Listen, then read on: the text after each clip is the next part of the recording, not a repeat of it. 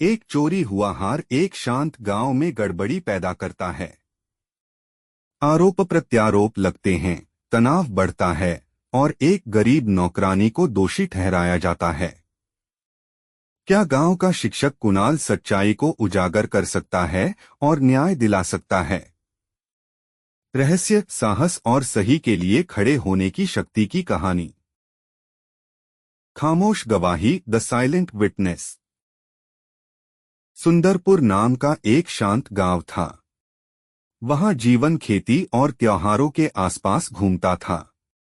लोग गांव के चौराहे पर बरगद के पेड़ के नीचे चाय की प्यालियों के साथ गपशप करते थे। गांव वालों में कुणाल भी था, जो 28 साल का था और एक स्कूल शिक्षक था, जिसे उसके दयालु स्वभाव और समर्पण के लिए सभी प्यार करते थे। कुणाल का जीवन सरल था, दिन में पढ़ाना और शाम को घर पर अपने बूढ़े माता पिता की मदद करना। लेकिन उसके शांत स्वभाव के पीछे एक जिज्ञासा छिपी थी, जो अक्सर उसे गांव में होने वाले छोटे मोटे विवादों या रहस्यों को सुलझाने के लिए प्रेरित करती थी। एक दिन एक ऐसी घटना घटी जिसने पूरे गांव को हिलाकर रख दिया। तीज के त्योहार के दौरान एक चमकदार सुबह थी, जब गांव की सबसे अमीर महिला शांता देवी ने बताया कि उसका कीमती सोने का हार चोरी हो गया है। अपनी तीखी जुबान और मोटी जेब के लिए मशहूर शांता देवी ने गांव वालों को इकट्ठा किया और घोषणा की, जो कोई भी मेरा हार ढूंढेगा उसे अच्छा इनाम दिया जाएगा। लेकिन अगर चोर पकड़ा गया तो उसे गंभीर परिणाम भुगतने होंगे। खबर जंगल में आग की तरह फैल गई।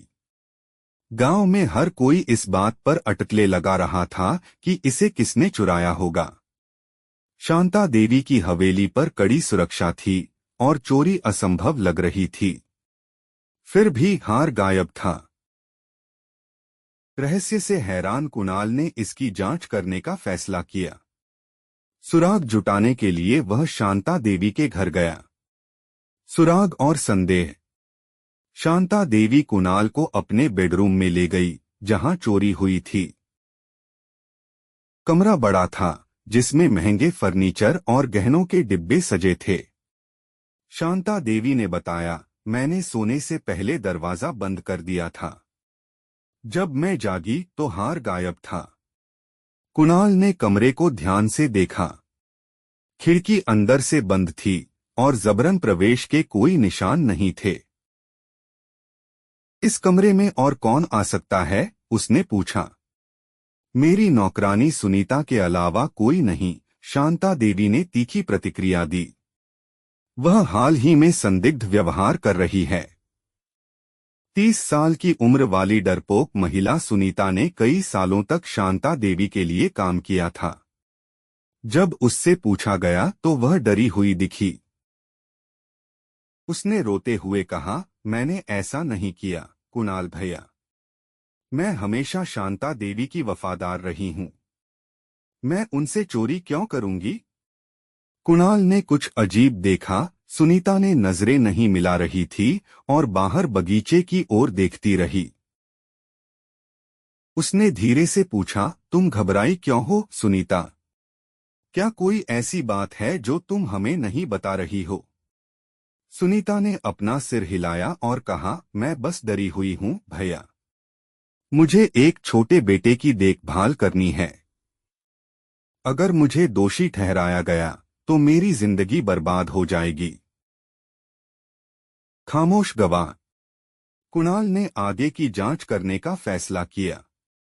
जब वह शांता देवी के बगीचे से गुजर रहा था तो उसने कीचड़ भरी मिट्टी में पैरों के निशान देखे, जो एक पेड़ की ओर जा रहे थे। उत्सुकता से उसने निशान का पीछा किया और लकड़ी के तख्तों से ढका एक पुराना कुआं पाया। पास में उसने कुछ चमकीली चीज देखी। यह सोने की बाली थी। कुणाल ने इसे उठाया और जांचा। यह शांता देवी के हार का नहीं था, लेकिन यह एक महत्वपूर्ण सुराग हो सकता है। उसे एहसास हुआ कि भागते समय किसी ने इसे गिरा दिया होगा। तभी उसने झाड़ियों से सरसराहट की आवाज सुनी। एक छोटा लड़का लगभग 8 साल का पतंग पकड़े हुए दिखाई दिया। यह सुनीता का बेटा राजू था। तुम यहाँ क्या कर रहे हो राजू? कुणाल ने विनम्रता से पूछा। राजू हिचकिचाया, फिर बोला, मैं अपनी पतंग उड़ा रहा था और यह पेड़ में फंस गई। मैंने और कुछ नहीं देखा, कसम से। कुणाल के तेज दिमाग ने लड़के के डर को समझ लिया।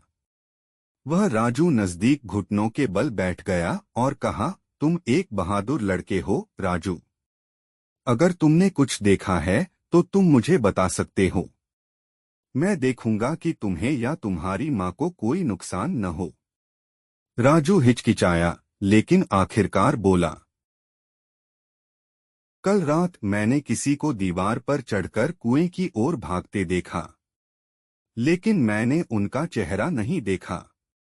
मैं डर गया था, इसलिए मैंने किसी को नहीं बताया। एक विभाजित गांव।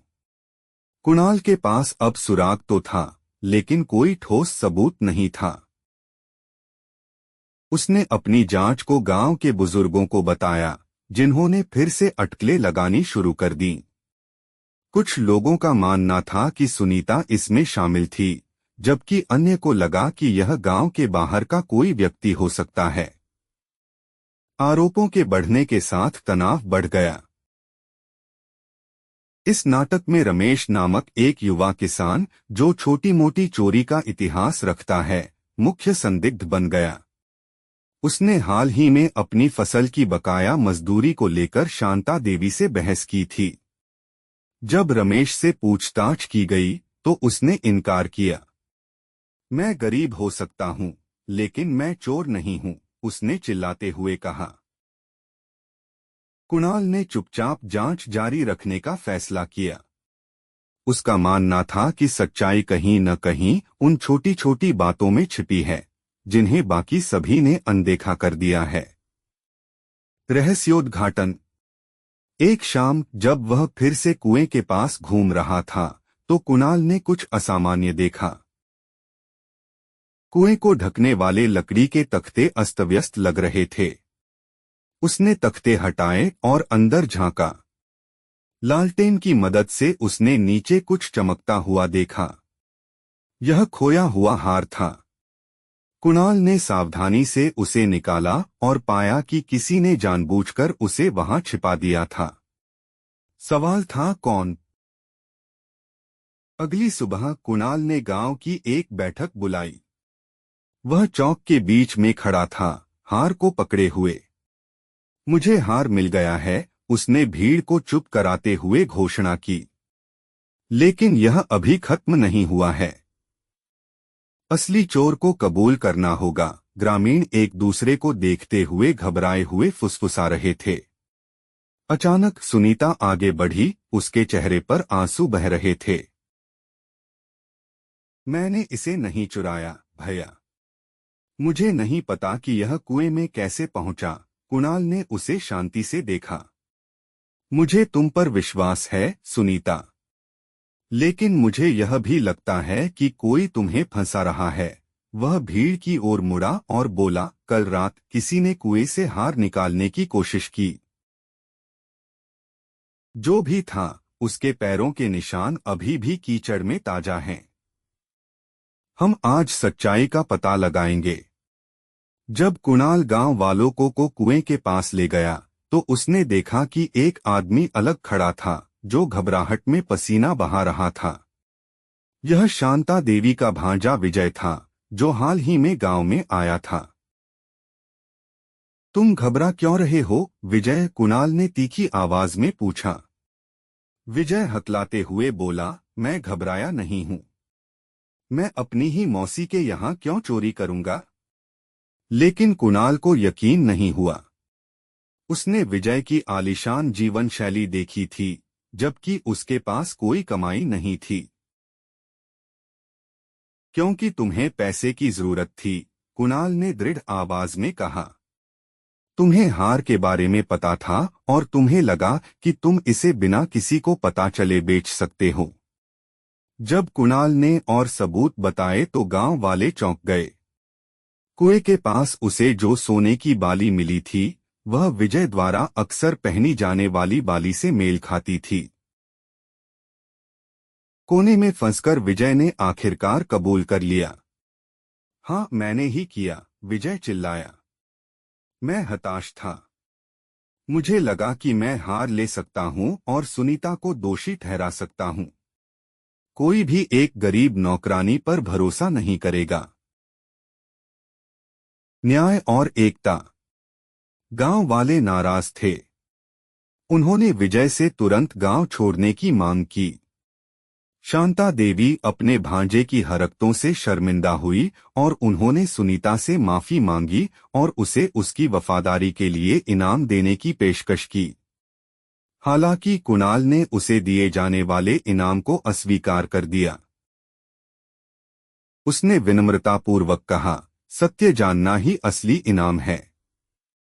यह हम सभी के लिए एक सबक है, बिना सबूत के दूसरों का न्याय न करें। इस घटना ने गांव को एक दूसरे के करीब ला दिया, जिससे सभी को विश्वास और निष्पक्षता के महत्व की याद आई।